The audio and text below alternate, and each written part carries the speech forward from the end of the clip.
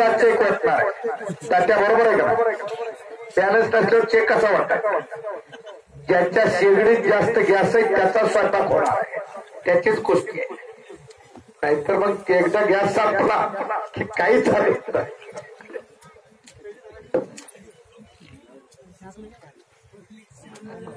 Current आणि तारा, तिला आणि झाडा असावंच लागतंय. समाजात तिघा जणांचे नाम बळकट असावं लागते. हत्तीची सापाच्या